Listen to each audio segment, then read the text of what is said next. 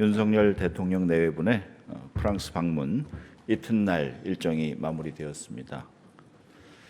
어제와 오늘 주요 일정별로 의미와 성과에 관해 말씀드리겠습니다. 윤석열 대통령과 김건희 여사는 어제 저녁 파리 도착 후 첫 일정으로 프랑스 동포 100여 분과 함께 만찬 간담회를 가졌습니다. 이번 간담회에는 송안식 한인 회장, 플레르 벨르랭 전 문화부 장관, 세드릭 오 전 디지털 경제부 장관, 백건우 피아니스트, 박지윤 라디오 프랑스 필하모닉 오케스트라 악장 등 프랑스 각계에서 활약 중인 다양한 동포분들이 참석했습니다. 윤 대통령은 100년이 넘는 역사를 가진 프랑스 동포 사회가 앞으로도 프랑스, 한국 간의 우호 증진을 위해 큰 역할을 해주기를 당부했습니다. 그동안 윤 대통령은 해외 순방 때마다 해당국 동포들을 만나 동포 사회 목소리를 경청해 왔습니다만 이번 프랑스 동포 간담회는 재외동포청 출범 후 가진 첫 동포 행사라는 점에서 그 의미가 남달랐습니다. 이 자리에는 이기철 초대 재외동포청장과 석동현 민주평화통일 자문회의 사무처장도 함께해서 750만 재외동포와 모국 간의 네트워크 구축을 위해 최선을 다할 것임을 약속하였습니다. 간담회에 참석한 프랑스 동포들은 윤석열 대통령이 국민과 동포와의 약속을 잊지 않고 재외동포청을 설치해 준 것에 대해 깊은 감사의 마음을 전하였습니다.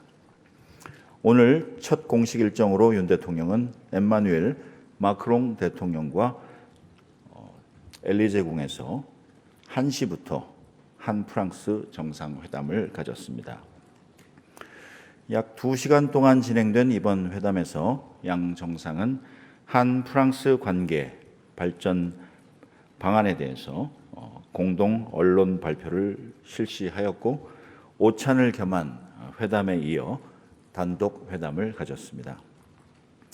프랑스 측은 공식 환영식, 오찬, 환송시 군악대 연주 등의 행사를 곁들임으로써 제한된 시간 내에서 사실상 국빈에 준하는 대우를 하기 위해 노력한 것으로 평가됩니다. 공식 양자 방문의 형식이 아님에도 불구하고 양국 정상회담이 개최된 것은 과거 우리 정상의 국제기구 참석을 위한 프랑스 방문 전례에 비추어 보면 이례적인 것이라고 할 수 있습니다. 예를 들어서 2011년 이명박 대통령은 G20 정상회의 참석차 프랑스를 실무 방한했으나 단독 양자 회담은 갖지 않았었습니다. 2015년 박근혜 대통령은 세계 기후 변화 총회 COP21 COP21 참석차 또 실무 방문으로 프랑스를 찾았으나 프랑스 정상과의 회담은 갖지 않았었습니다. 이번에 한 프랑스 정상회담이 이렇게 성사된 것은 윤 대통령의 이번 한국 대통령 방문에 대한 프랑스 측의 기대 그리고 양국 협력에 대한 프랑스 측의 기대를 잘 보여주는 것이라고 할 수 있습니다. 6.25 전쟁에서 함께 싸운 프랑스는 자유, 인권, 법치의 보편적 가치를 공유하는 우리의 핵심 우방국입니다. 양 정상은 가치 연대를 기반으로 양국 간 협력을 다층적으로 그리고 획기적으로 확장시켜 나가자는 데 뜻을 같이 했습니다. 먼저 양국은 경제 안보 공조와 미래 전략 산업 분야에서 실질 협력을 심화시켜 나가기로 했습니다. 양 정상은 지난해 최대치를 기록한 양국 간 교역이 더욱 확대되도록 힘을 모으기로 했습니다. 2차 전지, 배터리 등 첨단 분야를 중심으로 상호 투자를 계속 확대해 나가는 데 있어 정부 차원에서 적극적으로 지원해 나가기로 했습니다. 이러한 점에서 윤 대통령은 EU가 추진 중인 신규 무역 입법 조치들이 우리 기업에 차별적인 효과를 가져오지 않도록 마크롱 대통령의 각별한 관심을 요청했습니다. 또한 한국판 나사에 해당하는 한국우주항공청 카사 설립을 계기로 한국과 프랑스 간의 우주 협력을 확대하기로 했습니다. 프랑스 에어버스사와 한국 기업들이 모색 중인 항공 분야 방위 산업 협력도 성과를 만들어 가기로 했습니다. 아울러 차세대 원전 SMR과 수소 에너지 등 청정 에너지 기술 협력도 강화하기로 했습니다. 양 정상은 또한 미래 세대를 위한 청년 스타트업 교류 협력 확대를 위해 함께 노력해 가기로 하였고, 인공지능을 비롯해 디지털 기술의 혜택 확대를 위한 새로운 규범 정립 필요성에 대해서도 공감했습니다.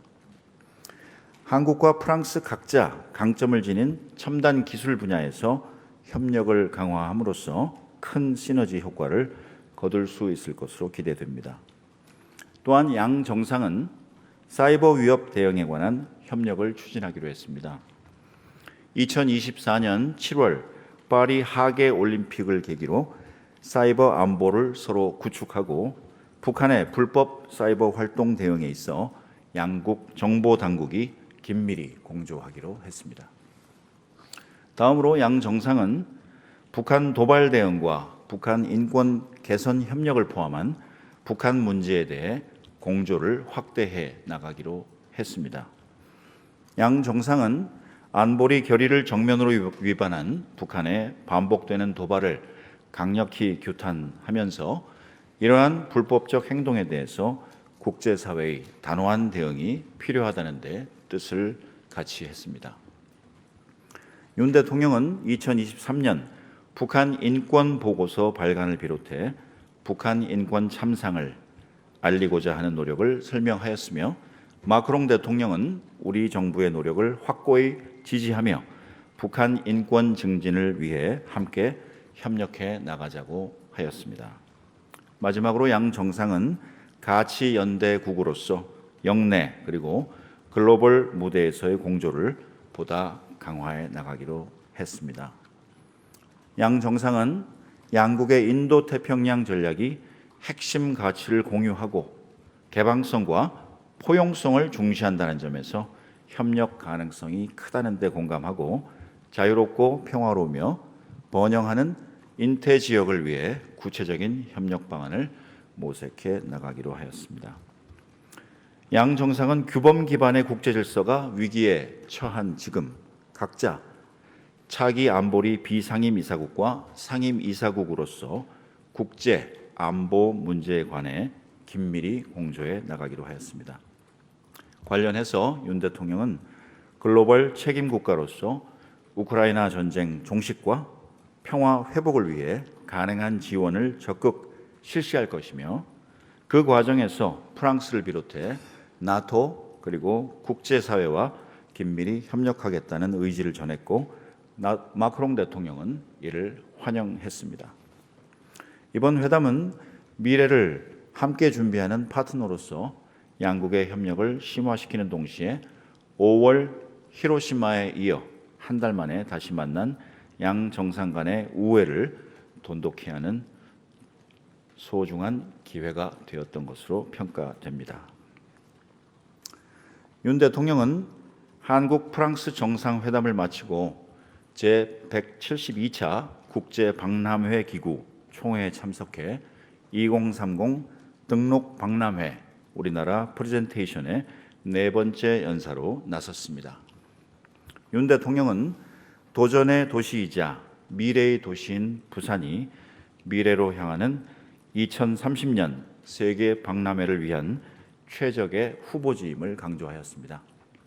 아울러 윤 대통령은 부산이 인류가 당면한 과제에 대한 솔루션 플랫폼의 역할을 하게 될 것임과 아울러 새로운 비즈니스 창출을 위한 만남이 될 것이라고 약속하였습니다. 또한 2030 부산 엑스포가 기후 위기, 디지털 격차, 글로벌 사우스 문제 해결을 위해 한국의 개발 경험을 공유하는 기어 엑스포, 세계의 다양한 전통과 기술을 공유하는 문화 엑스포, 다음 세대에게 더 안전하고 밝은 세상을 약속하는 미래 엑스포가 될 것임을 천명했습니다. 특히 윤 대통령은 부산 엑스포가 인류의 관점을 경쟁 논리에서 연대와 화합으로 전환하는 계기가 되길 바란다고 하였습니다. BI 총회 참석 이후 윤 대통령은 세계 최대 스타트업 캠퍼스인 스테이션 F를 방문해 한국 프랑스 미래 혁신 세대와의 대담도 가졌습니다. 윤 대통령은 세계가 직면한 도전의 위기 해결을 위해서는 자유와 창의, 혁신, 그리고 연대에 기반한 노력이 중요하며 스테이션 F에서 교류하는 청년들이 바로 글로벌 혁신을 이끄는 주역이라고 평가하였습니다. 윤 대통령은 한국과 프랑스를 비롯한 다양한 국적의 청년들의 연대를 통한 혁신의 여정을 대한민국 정부가 앞장서 지원할 것이라고 약속하였습니다. 오늘 참석한 프랑스, 한국 그리고 세계 각국의 청년들 중에는 다양한 나라의 청년들이 서로 네트워크를 통해 만나서 연대해서 협력한 웹툰 프로듀서 스타트업, 그리고 요식업계에 한식이 가미된 온라인 스타트업, 그리고 여성 갱년기에 26개에 이르는 다양한 증상을 평생 추적해서 서비스하는 스타트업 서비스, 이런 각종 다양한 업계의 글로벌 청년들이 자신의 경험을 소개하면서 한국과 프랑스 정부의 긴밀한 관심과 지원을 요청하였습니다. 내일 일정입니다. 윤 대통령은 내일 오전 소르본 대학에서 열리는 파리 디지털 비전 포럼에 참석해서 디지털 기술이 인류의 후생 확대에 기여하는 방향으로 발전할 수 있도록 디지털 질서 규범 제정 필요성에 대해 연설하실 예정입니다. 윤 대통령은 작년부터 해외 순방 계기마다 해당 나라에서 특정한 분야에서 세계적인 경쟁력을 지닌 대학을 찾아 청년들과 대화를 이어오고 있습니다. 작년 9월 UN 총회 계기에는 뉴욕 대학교를 찾아서 디지털 자유 시민을 위한 연대에 관해서 토론하였습니다. 그 이후 캐나다 토론토 대학에서는 인공지능에 관한 전문성을 지닌 교수 그리고 대학원생들과 토론을 벌였습니다. 2023년 올해 1월 다보스 포럼 참석 계기에는 스위스 쥐리히 연방 공과대학을 찾아서 양자 기술 석학과의 대화를 가졌습니다.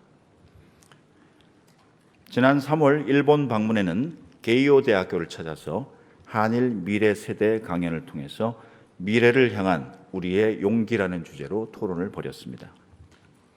지난 4월 미국 국빈 방문 계기에는 MIT 디지털 바이오 대화 그리고 하버드 대학교 자유를 향한 새로운 여정을 주제로 연설과 질의응답을 가졌습니다.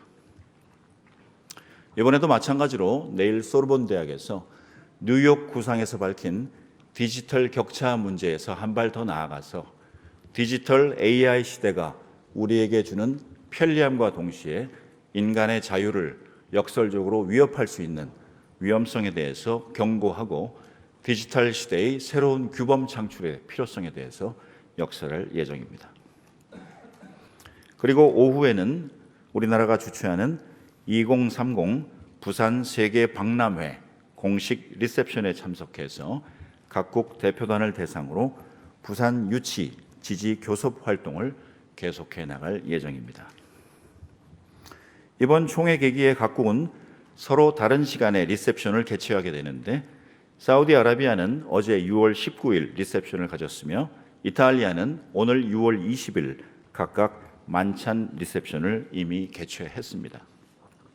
내일 열리는 우리 리셉션에는 사우디아라비아 측에서는 암자드 샤카 엑스포 총괄 이사가, 그리고 이탈리아 측에서는 리보리오 스텔리노 주 프랑스 대사가 참석할 예정입니다.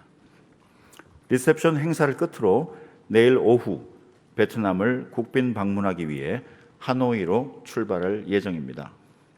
6월 22일 목요일 베트남 도착 첫날에는 동포 오찬 간담회, 그리고 베트남 한국어 학습자와의 대화, 그리고 한국 베트남 파트너십 박람회 참관, 그리고 한국 베트남 문화 교류의 밤 등의 일정을 첫날에 가질 예정입니다. 베트남 방문 주요 결과에 대해서는 현지에서 다시 말씀드리도록 하겠습니다.